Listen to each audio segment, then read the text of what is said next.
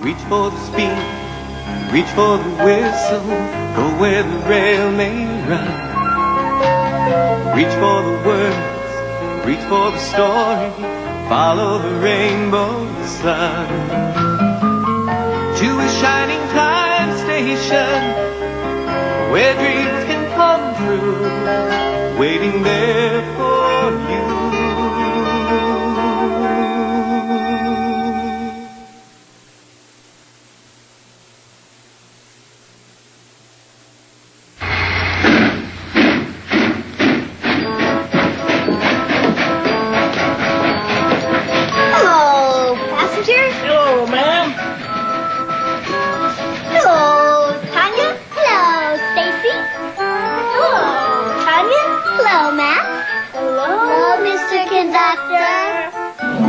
Well, hello, Tanya. Howdy, Matt. Hello, Matt. Hi there, Tanya. Hi, Grandpa. Hello, Harry. Hi there, Schemer. Hi there, Schemer. Hi there, Schemer. Hi there, Schemer. Hello, Money. Hello. He's an authority on trying, oh yes. As a matter of fact, James has been pulling a train that likes to play games. And when he speeds down the tracks all clickety-clack, nobody knows if he'll ever come backety-back again. And does he?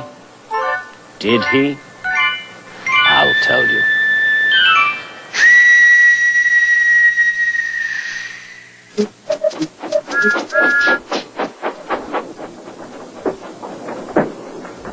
James had not been out to push coaches or freight cars in the yard for several days. He was feeling miserable. Oh dear, he thought, I wonder how long I shall have to stay in the shed. Will anyone see my red coat again? Why did I go so fast that I made a hole in one of my coaches that had to be mended with, of all things, a passenger's bootlace? At last Sir Topham Hatt arrived. I know you are sorry, James, he said, and I know too that you want to be a useful engine. People are laughing at my railway, and I do not like that at all. I will try hard to do my best, said James. That's a good engine. There's nothing like determination. I want you to pull some freight cars for me. James was delighted and puffed away.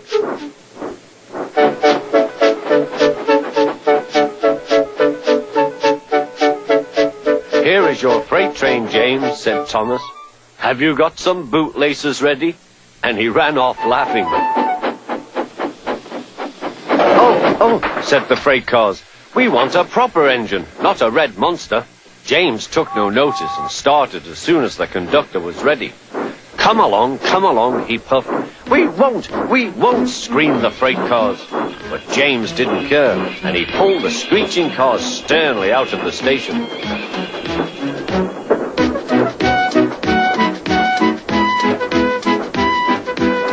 The cars tried hard to make him give up, but he still kept on. Sometimes their brakes would slip on, and sometimes their axles would run hot, and each time the trouble had to be put right.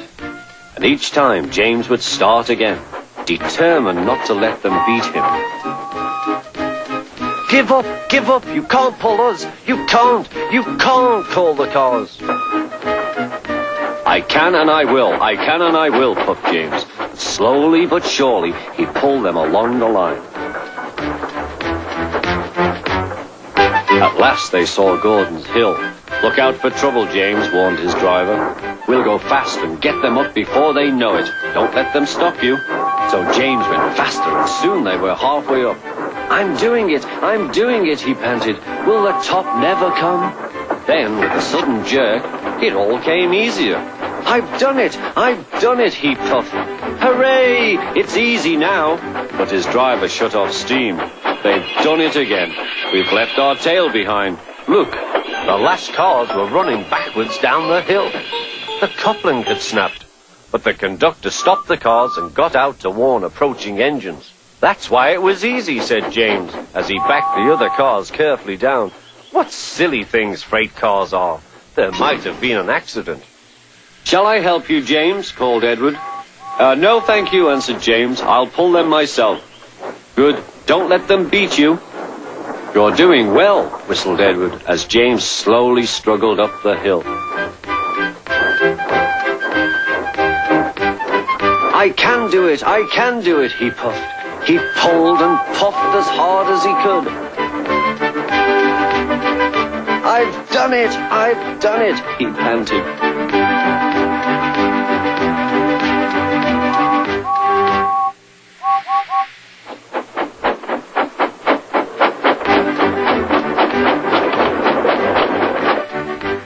They reached their station safely, and James was resting in the yard when Edward pulled up. Peep, peep, he whistled. Then James saw Sir Topham Hatt. Oh dear, what will he say, he asked himself. But Sir Topham Hatt was smiling. I was in Edward's train and I saw everything, he said. You've made the most troublesome train on the line behave.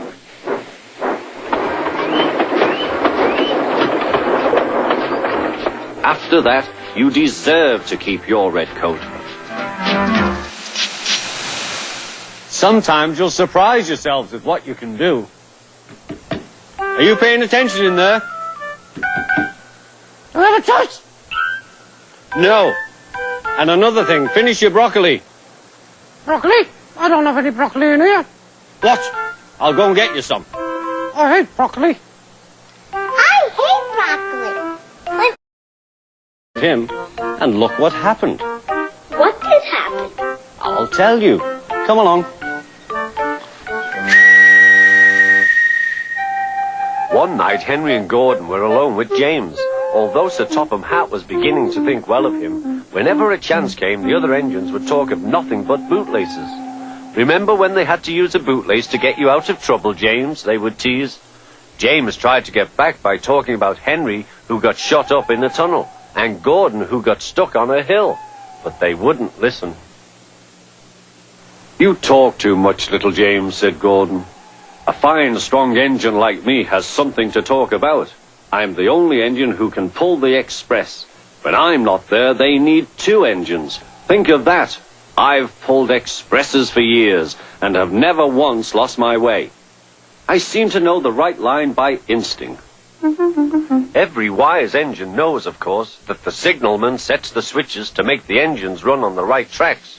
But Gordon was so proud he had forgotten. Wake up, James, said Gordon next morning. It's nearly time for the express. What are you doing? Odd jobs? Oh, well, we all have to begin somewhere, don't we? Run along now and get my coaches. Don't be late. James went to get Gordon's coaches. They were all shining with lovely new paint. He was careful not to bump them, and they followed him smoothly into the station, singing happily, "We're going away, we're going away." I wish I was going with you, said James. I should love to pull the express and go flying along the line. Gordon, with much noise and blowing of steam, got ready to back onto the train.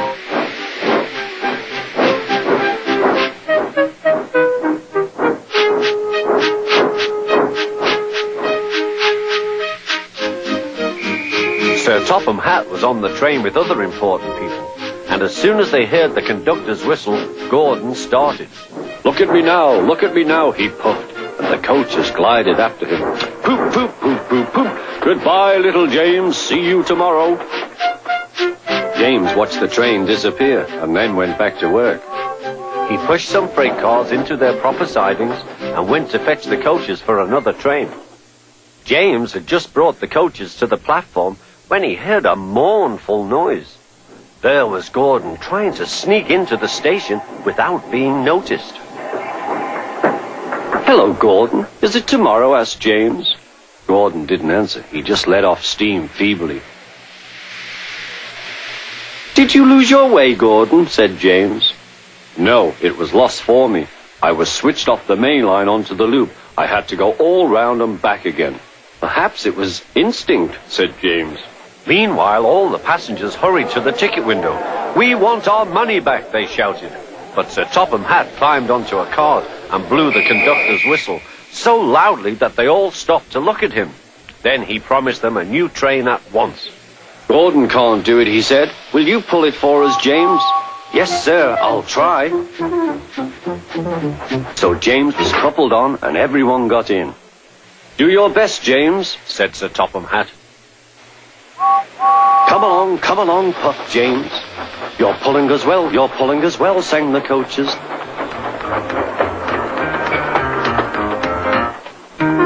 Hurry, puffed James.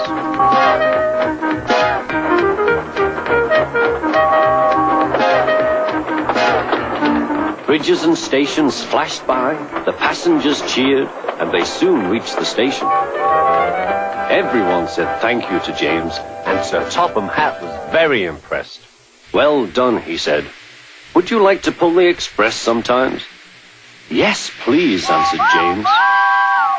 Next day, when James came by, Gordon was pushing freight cars. I like some quiet work for a change, he said. I'm teaching these cars manners.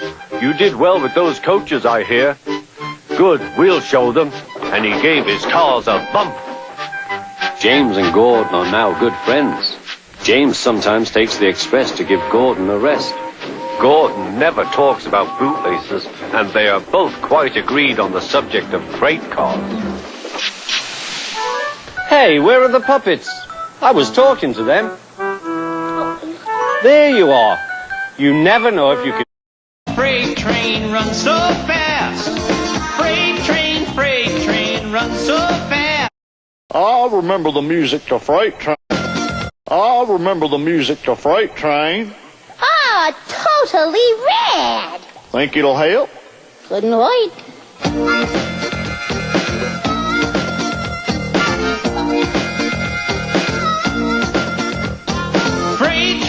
Freight train runs so fast. Freight train runs so fast. Please don't tell what train I'm on, and they won't know what route I'm going on. When I die, Lord, bury me deep, way down on old Chestnut Street, so I can hear old number 9. She comes rolling by. Freight train runs so fast. Freight train runs so fast. Please don't tell what train I'm on. They won't know what route I'm going. Run fast, here I come. Look out! Hey, wait a second, look, hey. I can sell tickets to this show. Deal. It is, it says so. It's gotta be true. A great deal. Oh, Steamer.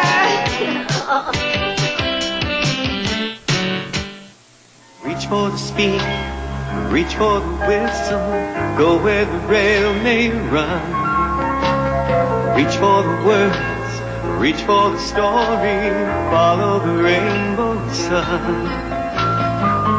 To a shining time station, where dreams can come true, waiting there for you. So much to see, so far to travel, so much to learn to know. Friends by your side, hopes to hold on to, who knows how far you'll go. To a shining time station, where dreams can come true. Your own imagination waiting there for you.